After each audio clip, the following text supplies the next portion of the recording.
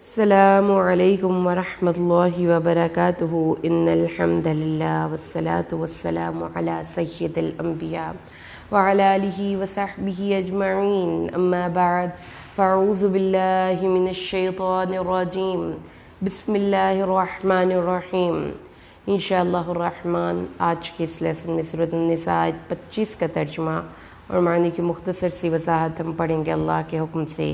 اعوذ باللہ من الشیطان الرجیم بسم اللہ الرحمن الرحیم ومن اور جو کوئی لم یستطع نہ طاقت رکھے منکم تم سے طولاً یہ مقدور ان یہ کہ ینکحا وہ نکاح کرے المحصناتی آزاد مؤمناتی عورتوں سے فمما پس جو کوئی مالک ہوئے ایمانکم تمہارے دائیں ہاتھ من فتیاتکم تمہاری کنیزوں میں سے مؤمنات جو مؤمنہ ہوں واللہ اور اللہ علم خوب جانتا ہے بایمانکم تمہارے ایمان کو بعضکم تمہارے بعض من بعض بعض سے ہیں فانکحوہن تو تم نکاح کرو ان کو باذن اجازت سے اہلہن ان کے مالکوں کی وآتوہن اور دو ان کو اجورہن ان کے حق مہر بالمعروف دستور کے مطابق محصنات نکاح کی قید میں آنے والیاں غیر نہ مصافحات مستی کرنے والیاں ولا اور نہ متخذاتی پکڑنے والیاں اخدان چوری چھپے آشنائی بنانے والیاں فاذا پس جب احسننا وہ نکاح میں آ جائیں فان پس اگر اتینا وہ کریں بفاحشۃ بے حیائی فعلیہن تو ان پر ہے نصف آدھی ما جو ہے علی المحصناتی آزاد عورتوں پر ذالک یہ اس شخص کے لیے ہے جو لمن اس شخص کے لیے ہے خشی العنت جس کو تکلیف میں زنا میں مبتلا ہونے کا خوف ہو وان تصبروا اور اگر تم صبر کرو خیر لکم تمہارے لیے بہتر ہے واللہ اور اللہ غفور رحیم بہت بخشنے والا ہے بہت مہربان ہے۔ اعوذ باللہ من الشیطان الرجیم بسم اللہ الرحمن الرحیم ومن لم يستطع منكم طولا ان ينكح المحصنات المؤمنات فمما ملكت ايمانكم من فتياتكم المؤمنات والله اعلم بايمانكم بعضكم من بعض فانكحوهن بإذن أهلهن وآتوهن أجورهن بالمعروف محصنات غير مسافحات ولا متخذات أخدان فإذا أحسن فإن أتينا بفاحشة فعليهن نصف ما على المحسنات من العذاب ذلك لمن خشي العنة منكم وأن تصبروا خير لكم والله غفور رحيم۔ اور تم میں سے جو شخص آزاد مسلمان عورتوں سے نکاح کرنے کی مالی طاقت نہ رکھے تو وہ مسلمانوں کی مملوکہ مسلمان باندیوں سے نکاح کرے۔ اللہ تمہارے ایمان کو زیادہ جاننے والا ہے۔ تم باہم ایک دوسرے کی جنس سے ہو،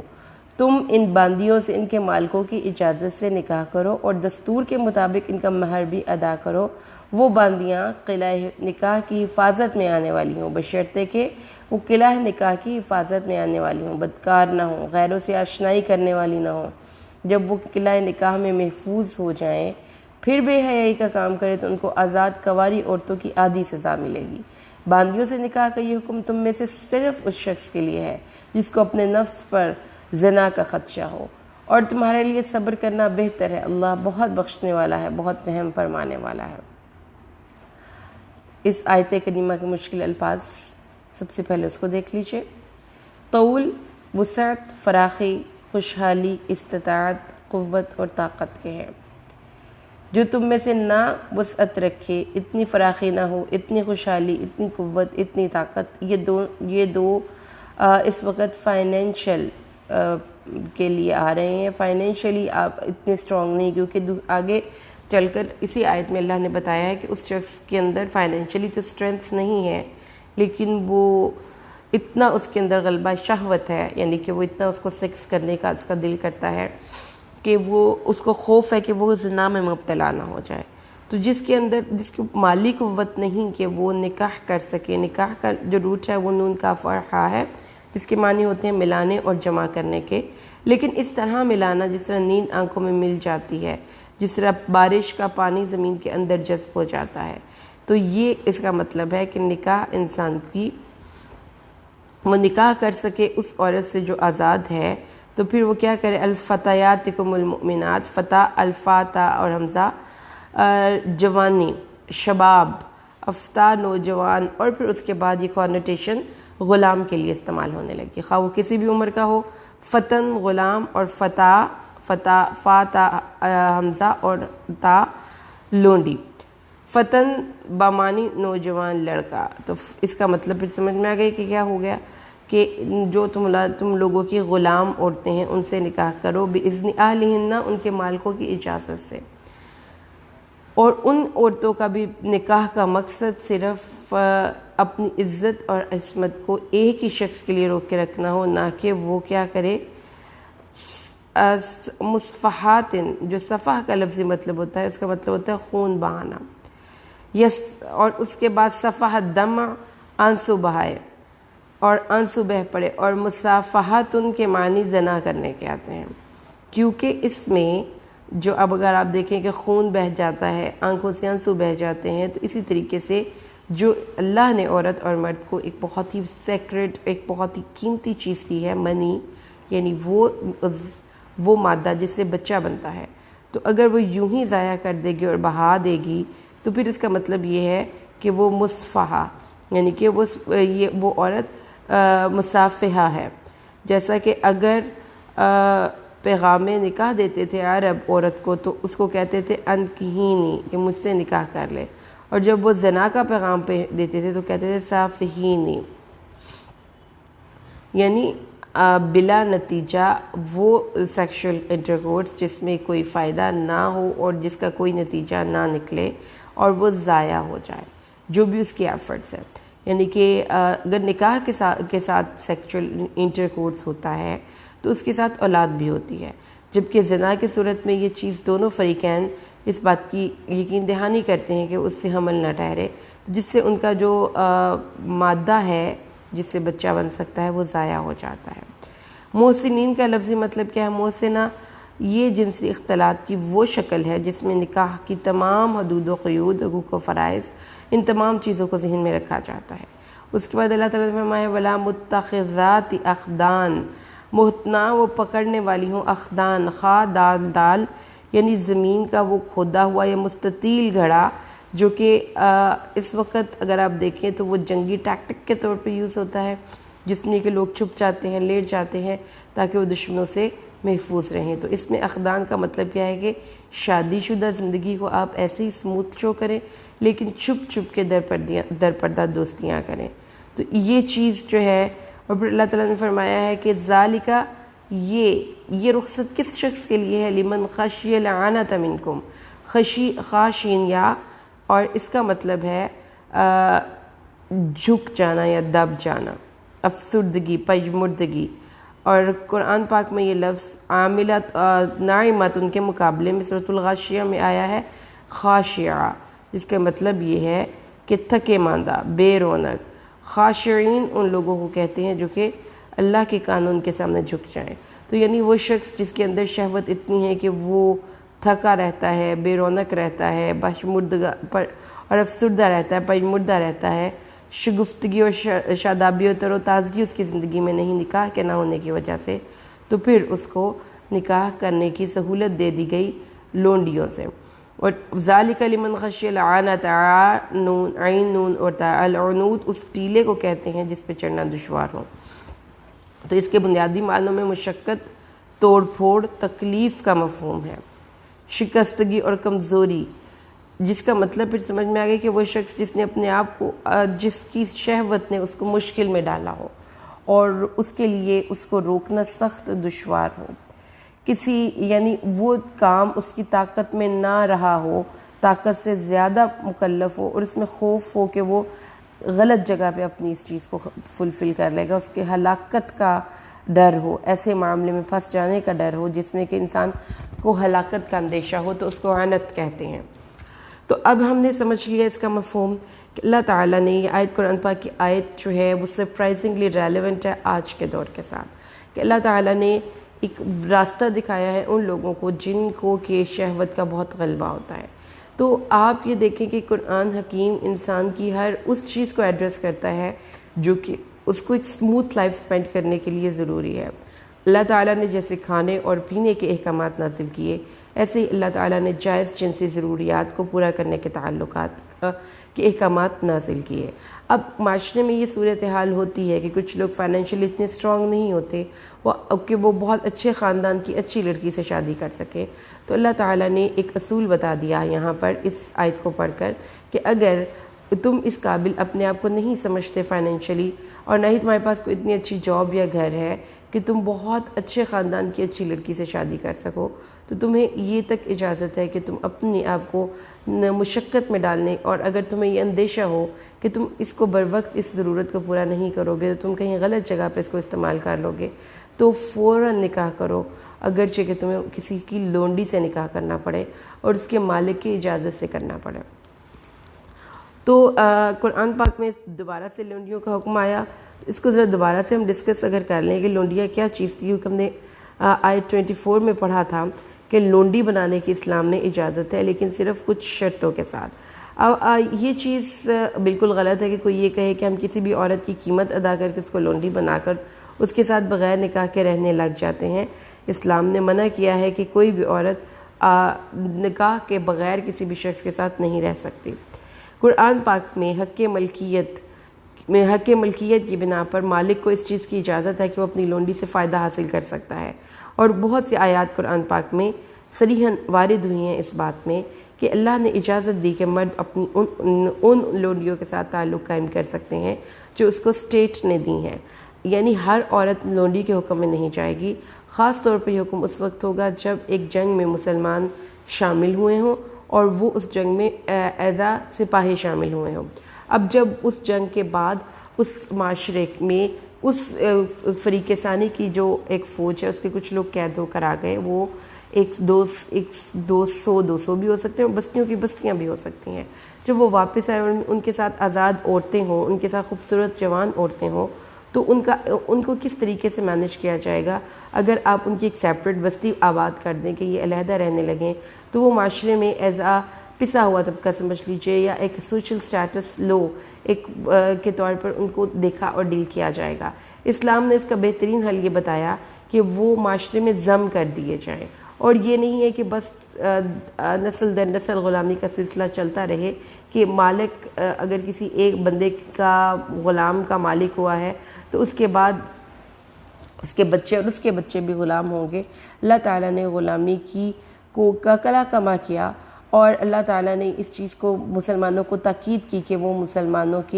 کے وہ ان غلاموں کو آزاد کریں۔ لیکن آپ یہ دیکھیے کہ نبی کریم صلی اللہ علیہ وسلم پر جو یہ شریعت نازل ہوئی ہے اس میں قیامت تک کے لوگوں کے لیے حالات کو ایڈریس کیا گیا ہے۔ جنگ میں گرفتار ہونے والے غلام اور لونڈیوں کے بارے میں جو اسلام نے قوانین وضع کیے ہیں، ان کو سمجھنے میں آج میں اس لیے ہمیں مشکل پیش آ رہی ہے کہ آج ہمارے زمانے میں وہ حالات باقی نہیں رہے، لیکن آپ 1-2 صدیاں پیچھے جائیں تو یہ حالات تھے کہ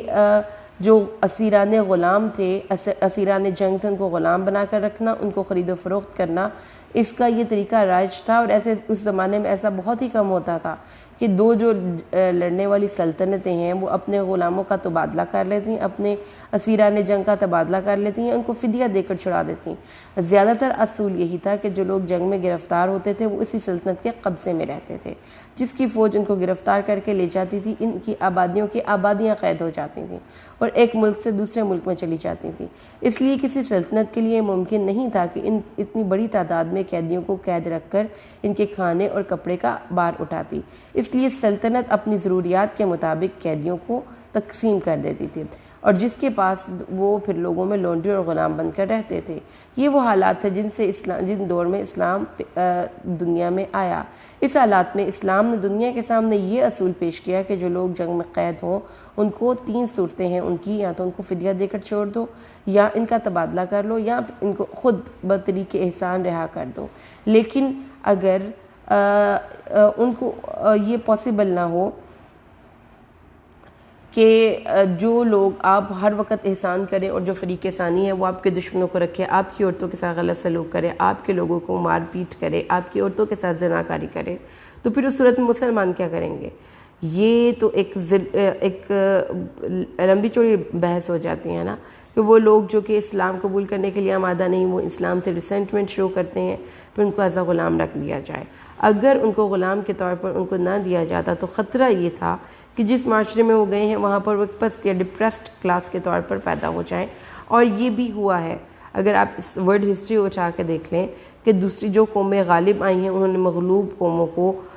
کہ بہت سے اخلاقی تمدنی مسائل پیدا ہوئے، ان کو تعلیم نہیں دی گئی، ان کو کسی قسم کی اخلاقی تربیت کا ان کے لیے کوئی سلسلہ پیدا نہیں کیا گیا، عورتیں تھیں وہ ولد الزنا پیدا کرتی رہیں، کعبہ خانے اور اس طرح سے فحاشی کے اڈے کھل گئے، اور وہ عورتیں ظاہر ہے کہ ان کے اندر بھی ایک جذبہ تھا۔ تو اللہ تعالیٰ نے ان تمام قباحتوں سے بچانے کا ایک سلسلہ یہ رکھا کہ لونڈیاں اب مالکوں کی ملکیت میں ہیں، اب وہ ان سے فائدہ اٹھا سکتے ہیں لیکن صرف ایک مالک۔ اب اس چیز کو تصور کر لیجئے کہ اگر ایک غیر قوم سے مسلمانوں کی جنگ ہوتی ہے اور اس جنگ میں ہزاروں عورتیں آتی ہیں جو خوبصورت ہے، جوان ہیں، اور مسلمانوں کے ساتھ ان کا کوئی تبادلہ بھی نہیں کر رہا، ان کو کوئی چھڑا بھی نہیں رہا، جبکہ دوسری طرف مسلمانوں کی عورتیں قید ہیں، تو اس صورت میں پھر مسلمانوں کو اجازت دی گئی کہ وہ ان عورتوں کو اپنے گھروں میں رکھ کر ان سے فائدہ اٹھا سکتے ہیں۔ اب دوسری جو بات یہ ہے، اللہ تعالیٰ نے فرمایا ہے وَلْيَسْتَعْفِفِ الَّذِينَ لَا يَجِدُونَ نِكَاحًا حَتَّى يُغْنِيهِمُ اللَّهُ مِن فَضْلِهِ۔ اللہ تعالیٰ نے فرمایا ہے کہ ایسے لوگوں کو پاک دامنی اختیار کرنی چاہیے جو نکاح کی استطاعت یعنی کہ مالی استطاعت نہیں پاتے، اور حتیٰ کہ اللہ تعالیٰ ان کو اپنے فضل سے غنی فرما دے۔ اللہ تعالیٰ فرماتے ہیں سورۃ النور میں وَالَّذِينَ يَبْتَغُونَ الْكِتَابَ مِمَّا مَلَكَتْ أَيْمَانُكُمْ فَكَاتِبُوهُمْ۔ جو تم میں سے غلام مکاتبت چاہے ان سے مکاتبت کرو، یعنی مکاتبت کیا ہے کہ ایک غلام اپنے آقا سے اگریمنٹ کر لیتا ہے کہ آپ مجھے کتنے پیسے دے کر آزاد کریں گے، اور پھر اس کو وہ اسے ریکویسٹ کرتا ہے کہ آپ مجھے تھوڑا سا ٹائم کام کرنے دیں، اس کام میں وہ پیسے جمع کر کے اپنے مالک کو ادا کر کے آزاد ہو جاتا ہے، اس کو کہتے ہیں مکاتبت۔ اور اللہ تعالیٰ نے اس چیز پر مسلمانوں کو ترغیب دی ہے کہ ان سے مکاتبت کی جائے، یعنی کہ کچھ لکھ کر کہ ان کو کہا جائے کہ اگر کچھ کما کر آپ ہمیں دے دیں تو ہم آپ کو آزاد کر دیں گے اگر تم ان میں بھلائی پاتے ہو۔ اور پھر اللہ تعالیٰ نے فرمایا ہے کہ وَلَا تُكْرِهُ فَتَيَاتِكُمْ عَلَى الْبِغَاءِ إِنْ أَرَدْنَا تَحَسُّنًا۔ اگر تمہاری جو لونڈیاں ہیں وہ پاک دامن رہنا چاہتی ہیں تو ان کو اس بات پر آمادہ نہ کرو کہ وہ بے حیائی کریں، کیونکہ اس دور میں جب مسلمانوں کا اسلام کا بول بالا نہیں تھا تو اس وقت لوگ اپنی ان لونڈیوں کے ساتھ دھندا کروا کر ان سے بچے پیدا کروا کر اپنے غلاموں کا ایک سلسلہ جاری رکھتے تھے۔ خود اگر وہ نہیں کرتے تھے تو وہ غلام مطلب جس کا وہ غلام ہے، جس مالک کی وہ عورت غلام ہے، اگر وہ مالک اس سے دھندا کرواتا ہے اور اس عورت کا کوئی بچہ ہوتا ہے تو اس کا بھی مالک وہ اس کا آقا بن جاتا ہے۔ تو زمانہ جاہلیت میں بکثرت ایسے لوگ تھے جنہوں نے اپنی لونڈیوں کے ذریعے باقاعدہ کمائی کے اڈے کھول رکھے تھے اور کعبہ خانے کھولتے تھے، ان کی ناجائز اولاد کو پالتے تھے اور اس طرح سے اپنے خدام میں اضافہ کرتے تھے۔ جب نبی کریم صلی اللہ علیہ وسلم تشریف لائے تو عبداللہ بن ابی کا بھی ایک کعبہ خانہ تھا جس میں اس نے اپنی 6 لونڈیاں رکھی ہوئی تھیں۔ اللہ تعالیٰ نے اس آیت میں اس چیز کی ممانعت کر دی۔ تو اللہ تعالیٰ نے قانون سازی کے ذریعے اس برے روش کا دروازہ بند کیا، اور اللہ تعالیٰ نے یہ بھی فرمایا کہ وہ خواتین وہ مرد، اب ایک اور اللہ تعالیٰ نے ترغیب دلائی کہ وہ مرد جو کہ بہت زیادہ فائنینشلی اسٹرانگ نہیں، وہ لونڈیوں سے نکاح کریں گے ان کے مالکوں کی اجازت سے۔ جب مالک ان کی اجازت سے نکاح کریں گے تو پھر اب وہ اپنی مرضی سے اس لونڈی سے سیکس کرنے سے دستبردار ہوئے ہیں۔ ٹھیک ہے، تو جو تم میں سے اتنی طاقت نہ رکھے کہ آزاد مسلمان عورتوں سے نکاح کرے تو ان مسلمان کنیزوں سے نکاح کرے جو شرعاً تمہاری ملکیت میں ہے۔ اللہ تمہارے ایمان کی کیفیت کو خوب جانتا ہے کہ تم ایک دوسرے کے ہم جنس ہو، بس تم ان مالکوں کی اجازت سے ان سے نکاح کرو اور ان کے حق کے مہر حسب دستور ادا کرو، بشرطے کہ وہ عفت قائم رکھنے کے لیے نکاح کی قید میں آنے والی ہوں، بدکاری کرنے والی نہ ہوں، یعنی اپنا جو اللہ تعالیٰ نے ان کے اندر ایک بہت ہی قیمتی چیز رکھی ہے جو کہ جس سے بچہ پیدا ہوتا ہے وہ پانی اس کو ضائع نہ کریں، اور وہ نہ ہی در پردہ دوستی کرنے والی ہوں، چلے اگر سیکس نہیں کرتی تو در پردہ کوئی گفٹس وغیرہ کسی سے لے لے، یہ بھی نہیں کرنا۔ اور اگر وہ عورتیں نکاح کے ساتھ اپنے خاوند کے ساتھ اگر وہ یہ حرکت ایک شوہر کے ہوتے ہوئے وہ یہ غلط حرکت کرتی ہوئی پائی جائیں تو ان کو آدھی سزا دی جائے گی. یعنی اگر وہ اپنے مالک کے ساتھ رہ رہی ہے اور اس کے ساتھ وہ کسی اور کے ساتھ بھی اس نے اپنی سیکشول تعلقات قائم کیے ہیں اس لڑکی نے, تو اس کو 50 کوڑے مارے جائیں گے. اور اگر وہ ایک شادی شدہ ہو کر زنا کرتی ہے تو اس کو سنسار نہیں کیا جاتا, کیونکہ سنسار کی آدھی سزا نہیں ہو سکتی. اور پھر اللہ تعالیٰ نے ایک اور مقام پر فرمایا ہے کہ نکاح ان کی ضروریات کو اگر ان کے آقا کو اس سے کوئی بھی رغبت نہیں ہے تو وہ اس کا نکاح کر دے. وَانْكِحُوا الْأَيَامَ مِنْكُمْ وَالصَّالِحِينَ مِنْ عِبَادِكُمْ وَإِمَائِكُمْ سورۃ نور. اپنے مردوں اور عورتوں میں سے ان کے نکاح کر دو جو نکاح کی عمر کے باوجود بغیر سیکس کے ازدواجی زندگی کے رہ رہے ہوں. اتنے ان باصلاحیت غلاموں اور باندیوں کا نکاح کرو. اگر وہ محتاج ہوں گے تو اللہ ان کو اپنے فضل سے غنی کرے گا. تو اس طریقے سے سمجھ میں آ گئی کہ اللہ تعالیٰ نے اب اس بات کو ہم نے سمجھ لیا. اللہ تعالیٰ نے ہر طرح سے اجازت دی مردوں اور عورتوں کو کہ وہ کسی نہ کسی حوالے سے نکاح کے ساتھ رہیں. معاشرے میں بغیر نکاح کے رہنے کی ترغیب نہیں. نکاح رسول صلی اللہ علیہ وسلم کی سنت ہے. وہ شخص جس کے اندر شہوت کا غلبہ بہت زیادہ ہے, اس پہ فرض ہے کہ وہ نکاح کرے, اور وہ کسی بھی اور ذریعے سے اپنی اس ضرورت کو پورا نہیں کرے گا. وہ صرف عورت کے ساتھ ہی اپنے اس جنسی تعلق کو پورا کرے گا, اور وہ بھی اس مقام سے جس مقام سے اللہ نے حکم دیا. کسی قسم کا فعل جو یہ سڈومی ہے, یعنی کہ جو حضرت لوط کی قوم فعل کیا کرتی تھی, وہ جو مرد جانوروں کے ساتھ کرتے ہیں وہ, اور مرد غیر عورتوں کے پاس جا کر کرتے ہیں وہ,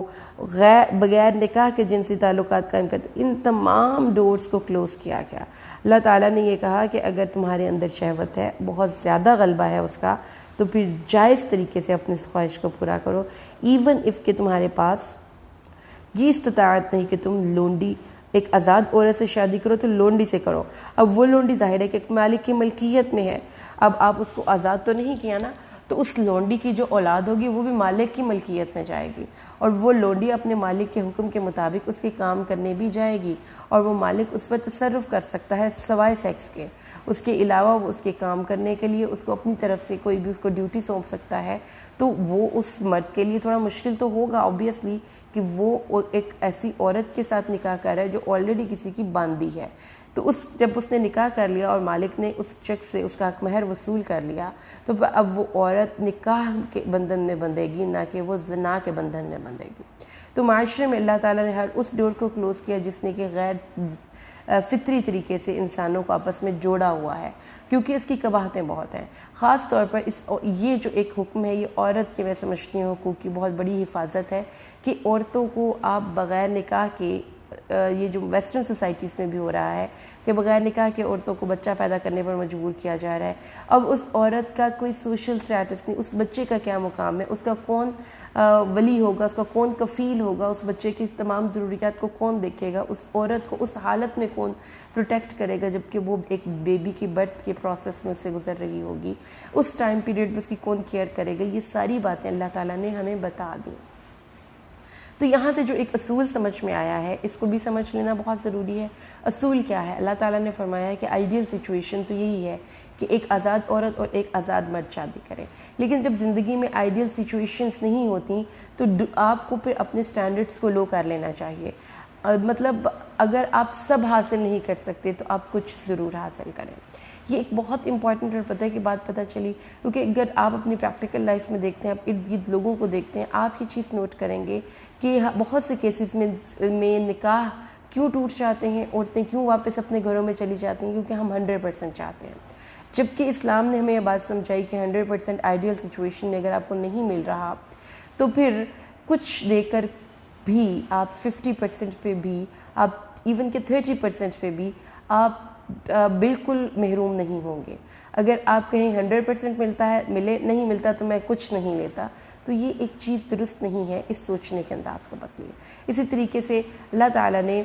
ہمیں یہ بات سمجھائی ہے کہ نکاح یہ ایک بہت اسٹرانگ پیشن ہے, اور مطلب آپ یہ دیکھیں کہ یہ اسلام نے، قرآن پاک نے عورتوں کے ریفرنس میں بات نہیں کی ہے، اسلام نے مردوں کے ریفرنس میں یہ بات کی ہے کہ سم ٹائمز کچھ مرد ایسے ہیں جن پر کہ شہوت ہر وقت طاری رہتی ہے اور ان کو اندیشہ ہے کہ وہ گناہ میں نہ پڑ جائیں، تو اس صورت میں ان کو ضروری ہے کہ وہ نکاح کریں، لازمی بات ہے۔ اگر وہ ان کے لیے آسانی نہیں ہو رہی، ان کے حالات اجازت نہیں دے رہے، تو وہ کسی بھی ایسی عورت سے شادی کر لے جو کہ کسی کی غلام ہے۔ اور آج کے دور میں کہ بہت ہی ہمبل بیک گراؤنڈ سے اس کا تعلق ہے، بہت ہی زیادہ ہمبل بیک گراؤنڈ سے اس کا تعلق ہے کہ آپ عام حالات میں ایسی خاتون کے ساتھ شادی کرنے کی اجازت اپنے آپ کو نہیں دے سکتے، یعنی کہ آپ کے سوشل سٹیٹس میں فرق ہے، آپ اس کے ساتھ نہیں رہ سکتے، یا اس کی تربیت میں کچھ ایسی فالٹس ہیں، لیکن آپ کے اندر جو یہ ایک غلبہ شہوت ہے اس کو کنٹرول کرنے کے لیے ضروری ہے کہ نکاح کریں، اس کے بنا آپ معاشرے میں نہ رہیں۔ یہ لیکن اپنے آپ کو ایزی کرنے کے لیے آپ کوئی جو ہے پورنوگرافیز دیکھ لیں، آپ کو غلط موویز دیکھ لیں، آپ کسی غلط طریقے سے اپنی خواہش کو پورا کریں، کسی بچی کو پکڑ لیں، کسی لڑکے کو پکڑ لیں، کسی جانور کو پکڑ لیں، اسلام نے بالکل منع کیا ہے۔ رسول صلی اللہ علیہ وسلم نے فرمایا تھا کہ اگر عورت سے نکاح کرنے کی اجازت نہیں ہے تو پھر روزے رکھیں، یہ آپ کی شہوت کو توڑے گا۔ اس لیے اللہ سے دعا کریں، رسول صلی اللہ علیہ وسلم کی سنت پر اللہ ہمیں عامل بنائے اور قرآن کو سمجھ کر پڑھنے کی توفیق دے۔ اللہ تعالیٰ سے دعا ہے اللہ اس قرآن کی برکت سے ہماری زندگیاں آسان کرے، آمین۔ بارک اللہ لی ولکم فی القرآن الحکیم ونفعنی وإیاکم بالآیات والذکر الحکیم۔ السلام علیکم ورحمۃ اللہ وبرکاتہ۔